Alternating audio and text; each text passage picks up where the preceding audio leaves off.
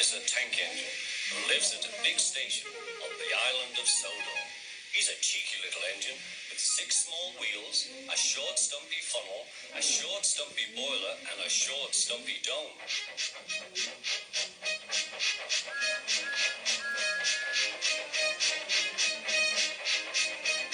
He's a fussy little engine too, always pulling coaches about ready for the big engines to take on long journeys.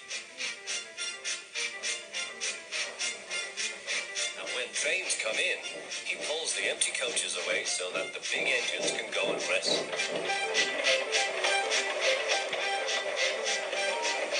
Thomas thinks no engine works as hard as he does. He loves playing tricks on them, including Gordon, the biggest and proudest engine of all.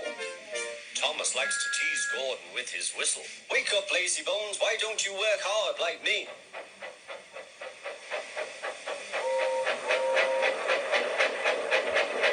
One day after pulling the big express, Gordon had arrived back at the sidings very tired. He was just going to sleep when Thomas came up in his cheeky way. "Wake up, lazy bones, do some hard work for a change. You can't catch me." And off Thomas ran laughing. Instead of going to sleep again, Gordon thought how he could get back at Thomas. One morning, Thomas wouldn't wake up. His driver and fireman couldn't make him start.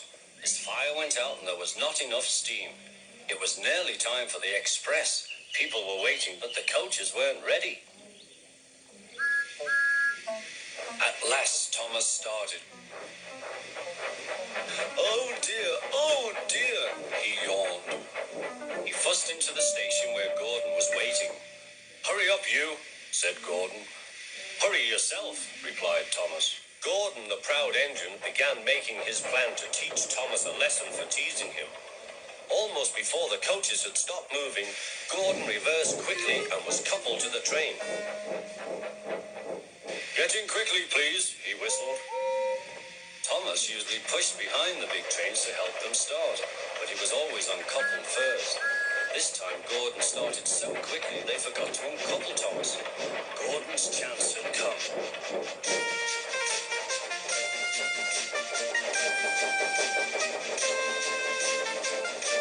Come on, puff Gordon to the coaches. The train went faster and faster, too fast for Thomas. He wanted to stop, but he couldn't. "Peep, peep, stop. Hurry, laughed Gordon. You can't get away, laughed the coaches.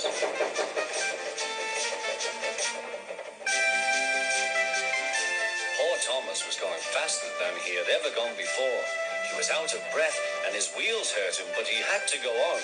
"I shall never be the same again," he thought sadly. "My wheels will be quite worn out."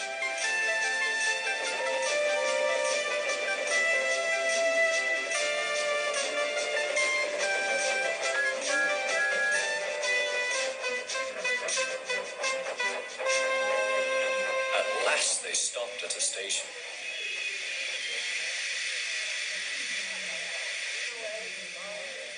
Thomas was uncoupled, and he felt very silly and exhausted. Next, he went on to a turntable, thinking of everyone laughing at him.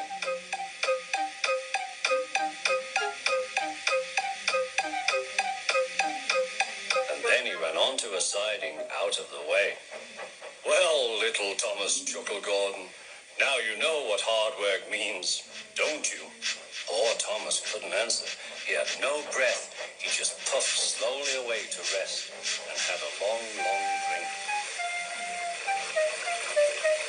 "Maybe I don't have to tease Gordon to feel important," Thomas thought to himself, and he puffed slowly home.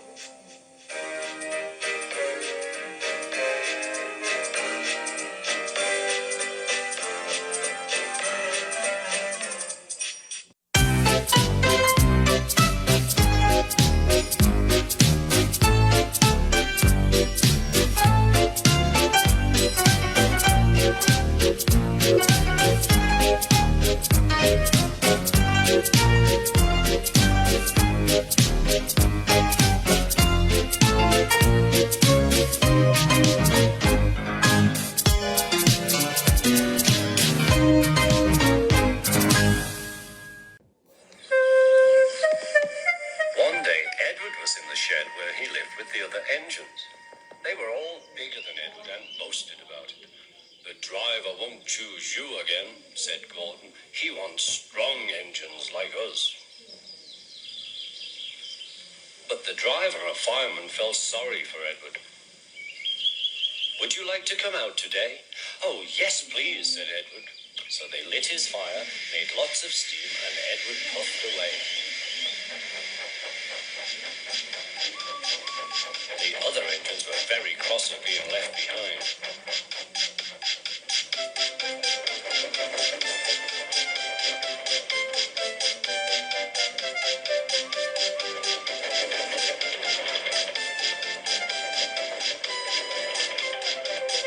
Edward worked hard all day. The coaches thought he was very kind, and the driver was very pleased.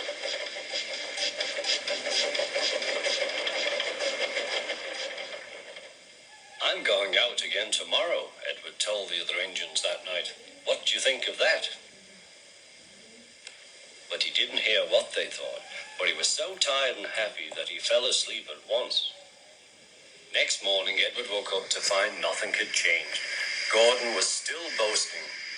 You watch me, little Edward, as I rush through with the express. That will be a splendid sight for you. Goodbye, little Edward. Look out for me this afternoon.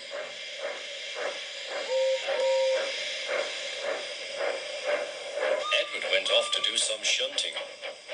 He liked shunting. It was fun playing with freight cars. He would come up quietly and give them a push.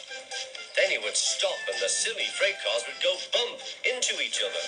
Oh, they cried, whatever is happening?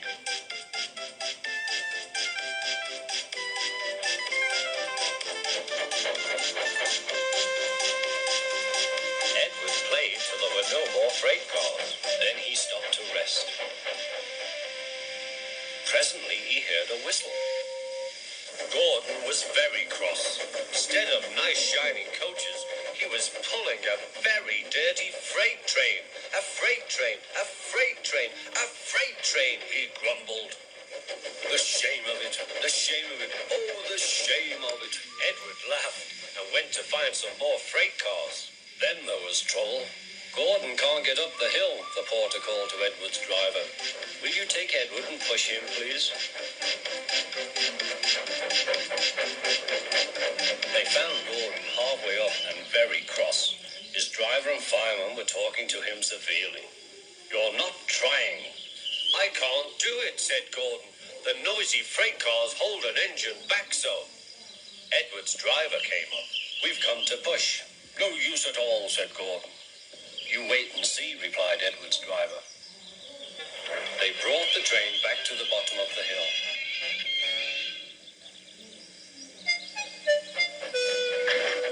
I'm ready, said Edward. No good, grumbled Gordon.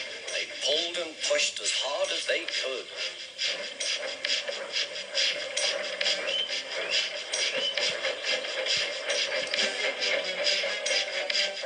I can't do it. I can't do it.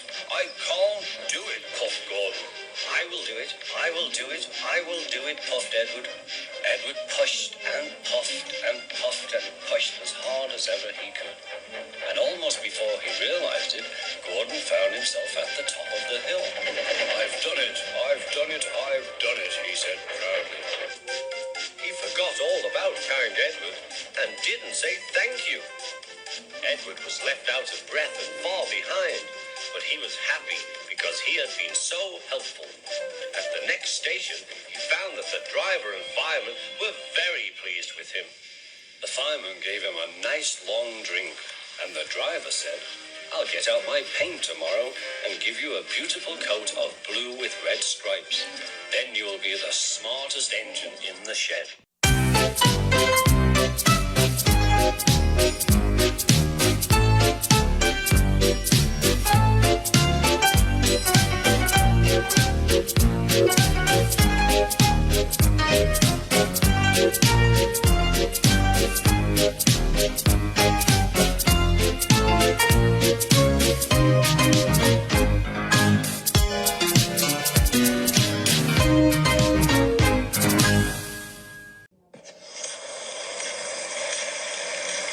Once, an engine attached to a train was afraid of a few drops of rain.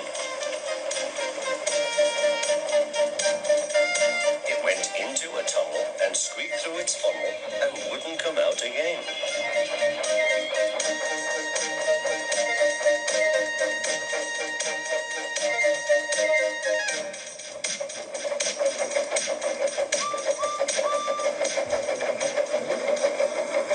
The engine's name is Henry.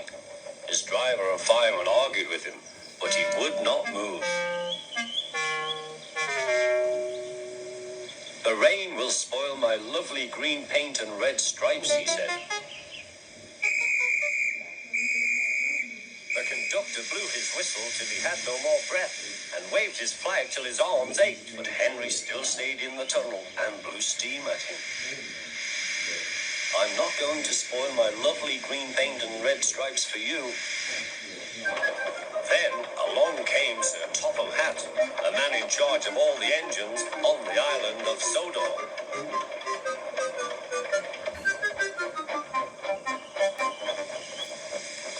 We will pull you out, said Sir Topham Hatt, but Henry only blew steam at him. Everyone pulled except Sir Topham Hatt because, he said, my doctor has forbidden me to pull. But still Henry stayed in the tunnel. Then they tried pushing from the other end. Sir Topham Hatt said, 1, 2, 3, push!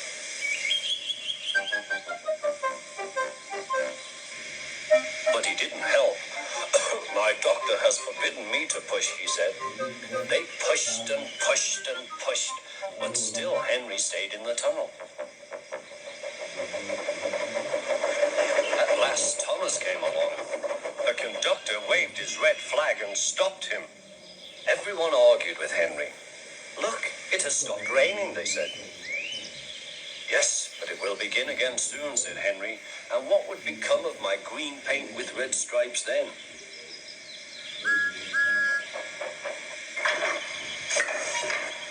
Thomas pushed and puffed and pushed as hard as ever he could. But still Henry stayed in the tunnel.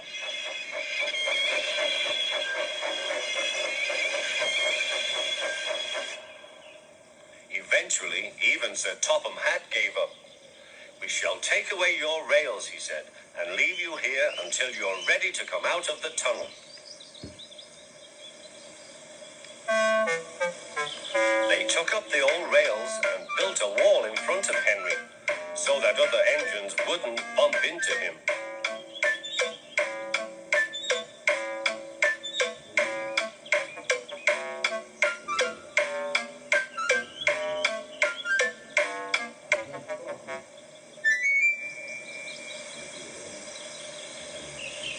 All Henry could do was to watch the trains pushing through the other tunnel.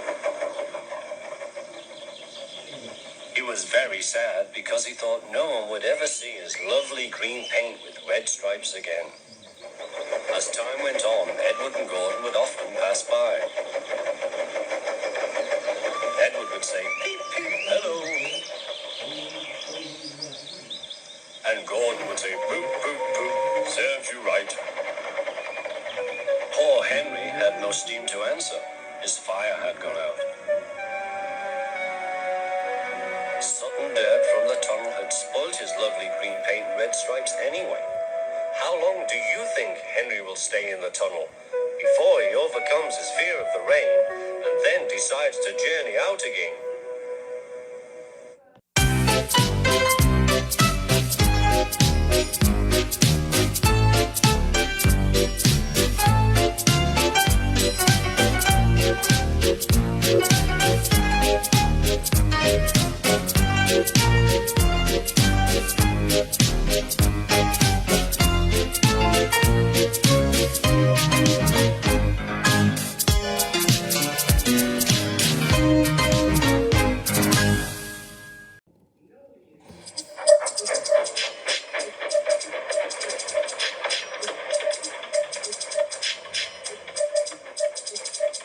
Gordon always pulled the big express. He was proud of being the only engine strong enough to do so. It was full of important people, like the Fat Controller, and Gordon was seeing how fast he could go. he said. Tickety-tock, tickety-tock, tickety-tock, said the coaches. In a minute, Gordon would see the tunnel where Henry stood bricked up and lonely. Oh dear, thought Henry, why did I worry about rain spoiling my lovely coat of paint? Will the Fat Controller ever forgive me and let me out again? I'm going to poop at Henry, said Gordon. He was almost there when... And there was Gordon going slower and slower in a cloud of steam. His driver stopped the train. What has happened to me? Asked Gordon. I feel so weak. You've burst your safety valve, said the driver. You can't pull the train anymore. Oh dear, said Gordon. We were going so nicely too. And look, there's Henry laughing at me. Everyone came to see Gordon. Huh, said the Fat Controller. I never liked these big engines. Always going wrong. Send for another engine at once. While the guard went to find one, they uncoupled Gordon, who had enough puff to slink onto the siding out of the way.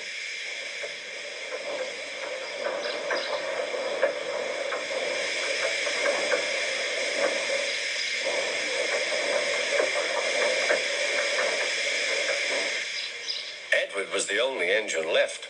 I'll come and try, he said.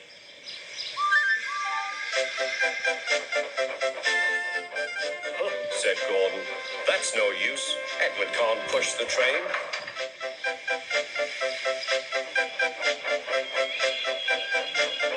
Edward puffed and pushed and pushed and puffed, but he couldn't move the heavy coaches.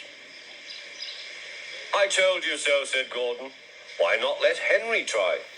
Yes, said the Fat Controller, I will. Will you help pull this train, Henry? He asked. Oh, yes, said Henry.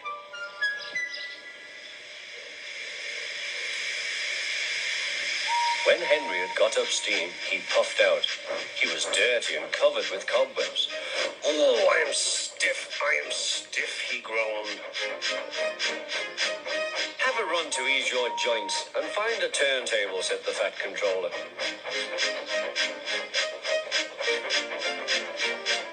When Henry came back, he felt much better. Then they coupled him up. Peep, peep, said Edward, I'm ready. Peep, peep, peep, said Henry, so am I. Pull hard, we'll do it. Pull hard, we'll do it. They puffed together.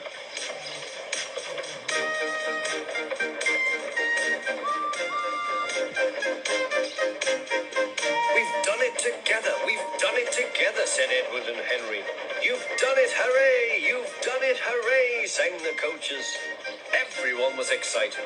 The Fat Controller leaned out of the window to wave at Edward and Henry.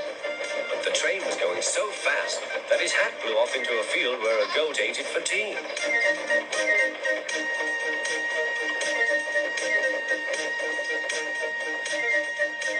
They never stopped till they came to the station at the end of the line. The passengers all said thank you, and the Fat Controller promised Henry a new coat of paint. On their way home, Edward and Henry helped Gordon back to the shed. All three engines are now great friends. Henry doesn't mind the rain now. He knows that the best way to keep his paint nice is not to run into tunnels, but to ask his driver to rub him down when the day's work is over.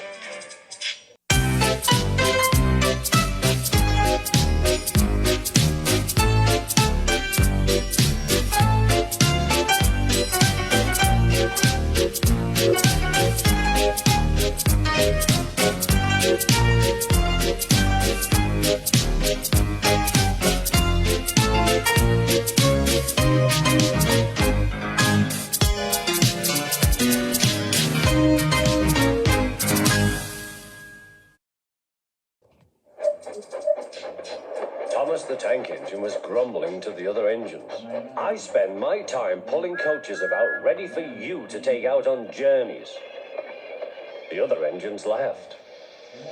Why can't I pull passenger trains too? You're too impatient, they said. You'd be sure to leave something behind. Rubbish, said Thomas. I'll show you. One night, he and Henry were alone. Henry was ill. The men worked hard, but he didn't get better.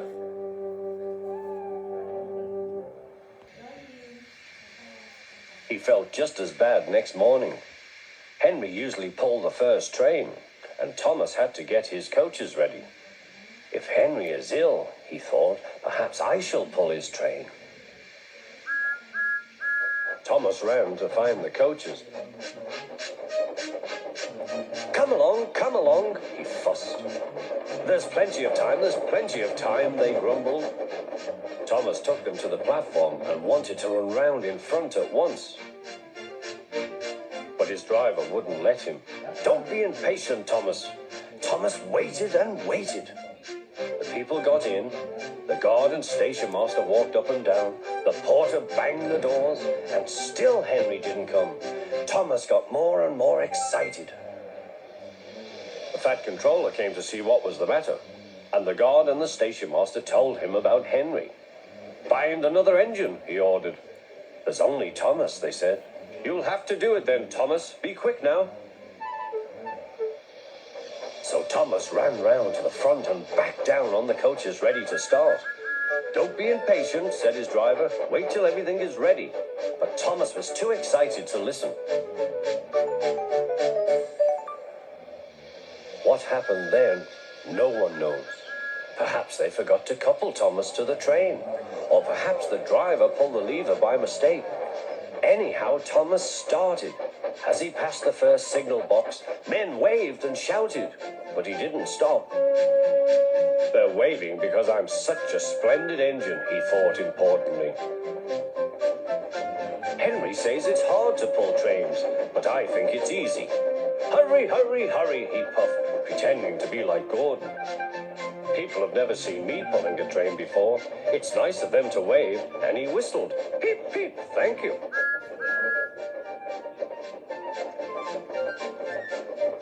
Then he came to a signal at danger. Bother, he thought. I must stop, and I was going so nicely too. What a nuisance signals are. He blew an angry peep, peep on his whistle. The signalman ran up. Hello, Thomas, he said. What are you doing here? I'm pulling a train, said Thomas. Can't you see? Where are your coaches, then? Thomas looked back. Why, bless me, he said, if we haven't left them behind. Yes, said the signalman. You'd better go back quickly and fetch them. Poor Thomas was so sad he nearly cried. Cheer up, said his driver. Let's go back quickly and try again.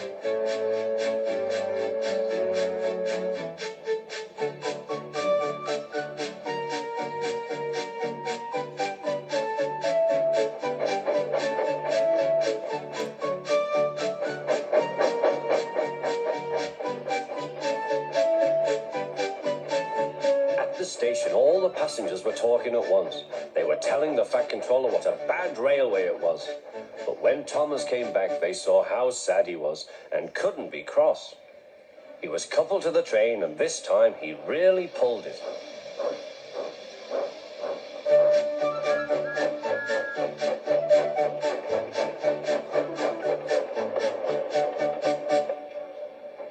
But for a long time afterwards, the other engines laughed at Thomas and said, Look, there's Thomas, who wanted to pull a train, but forgot about the coaches.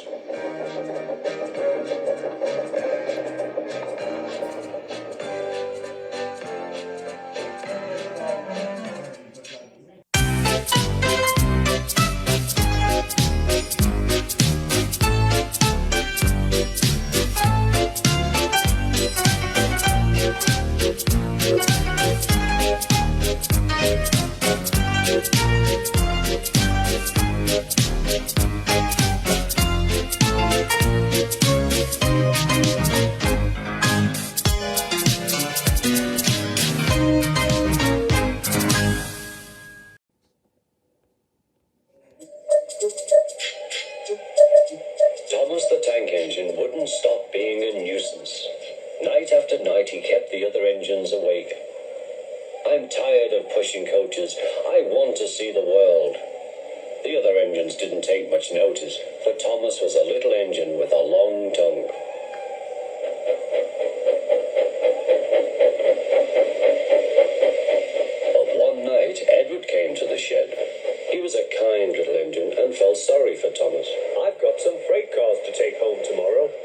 you take them instead of me, I'll push coaches in the yard.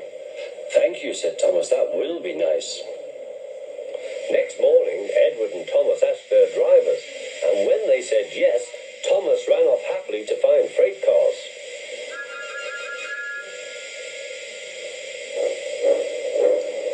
Now, the freight cars are silly and noisy. They talk a lot and don't attend to what they are doing. And I'm sorry to say they play tricks on an engine who is not used to them. Edward knew all about freight cars. He warned Thomas to be careful, but Thomas was too excited to listen.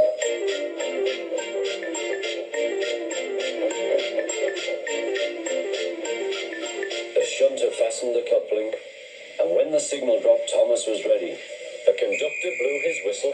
Peep, peep, answered Thomas, and started off. But the freight cars weren't ready. Oh, they screamed, wait, Thomas, wait. But Thomas wouldn't wait. Come on, he puffed. All right, don't fuss. All right, don't fuss, grumbled the cars.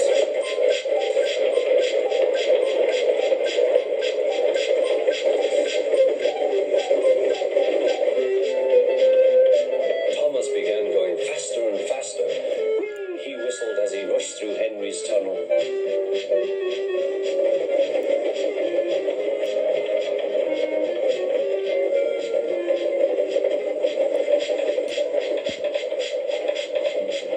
Hurry, called Thomas. He was feeling very proud of himself, but the cars grew crosser and crosser.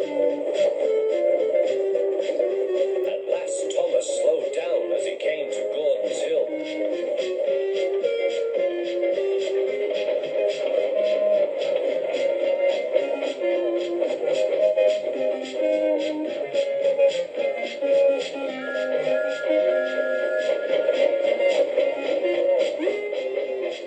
Steady now, steady, warned the driver as they reached the top. He began to put on the brakes. We're stopping, called Thomas. No, answered the cars, bumping into each other. Go on. Before the driver could stop them, they had pushed Thomas down the hill and were rattling and laughing behind him. Poor Thomas tried hard to stop them from making him go too fast. Stop pushing, he hissed. But the cars took no notice. Go on, they giggled in their silly way.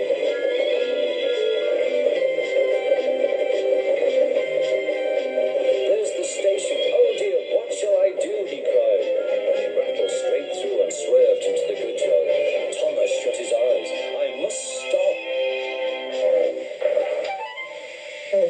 When he opened his eyes, he saw he had stopped just in front of the buffers. They're watching him, said Topham. What are you doing here, Thomas? He asked. I've brought Edward's freight cars, Thomas answered. Why did you come so fast? I didn't mean to. I was pushed, said Thomas. You've got a lot to learn about freight cars, Thomas. After pushing them about here for a few weeks, you'll know almost as much about them as Edward. Then you'll be a really useful engine.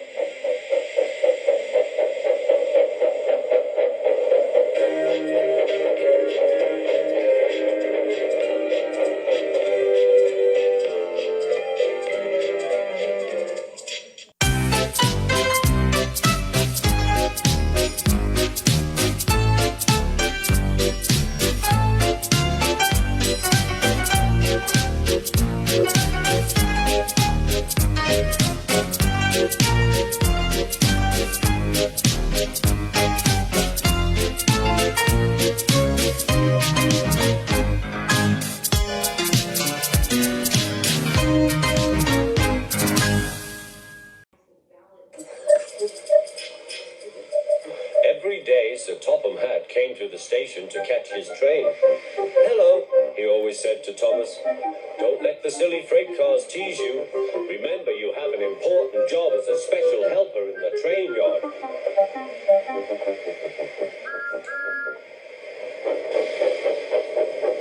There were lots of freight cars, and Thomas worked very hard pushing and pulling them into place.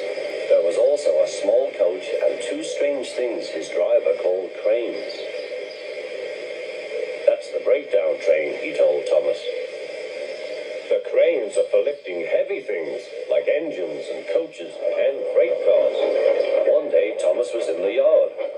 he heard an engine whistling. Help! Help! A freight train came rushing through, much too fast. The engine was James, and he was frightened. His brake blocks were on fire. They're pushing me, he panted. On, laughed the freight cars, still whistling. Help! Help! Poor James disappeared. I'd like to teach those freight cars a lesson, said Thomas the tank engine. Soon came the alarm. James is off the line. The breakdown train, quickly! Thomas was coupled on, and off they went.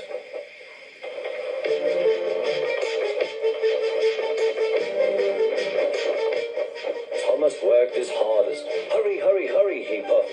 He wasn't pretending to be like Gordon. He really meant it. Bother those freight cars and their tricks. I hope poor James isn't hurt.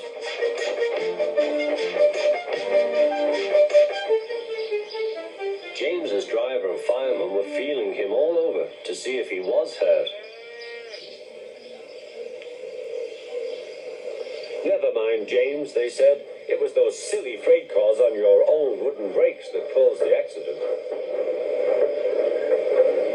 Thomas pushed the breakdown train alongside. Then he pulled away the unhurt freight cars. Oh dear, they groaned. Serves you right, puffed Thomas. He was hard at work, puffing backwards and forwards all afternoon. This'll teach you a lesson, he told the freight cars. And they answered, yes it will.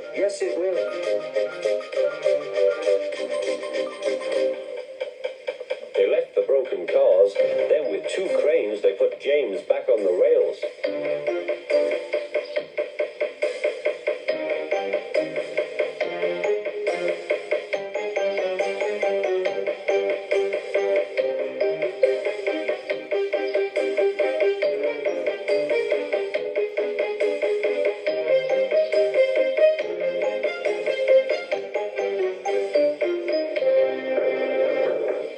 He tried to move, but he couldn't, so Thomas helped him back to the shed.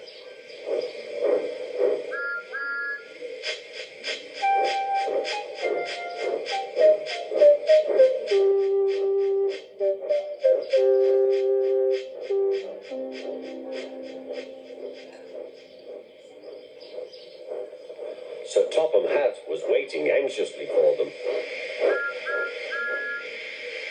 Well, Thomas, he said, I've heard all about it and I'm very pleased with you. You're a really useful engine. James shall have some proper brakes and a new coat of paint, and you shall have a branch line all to yourself. Oh, thank you, sir, said Thomas. Now Thomas is as happy as can be. He has a branch line and 2 coaches called Annie and Clarabelle. He puffs proud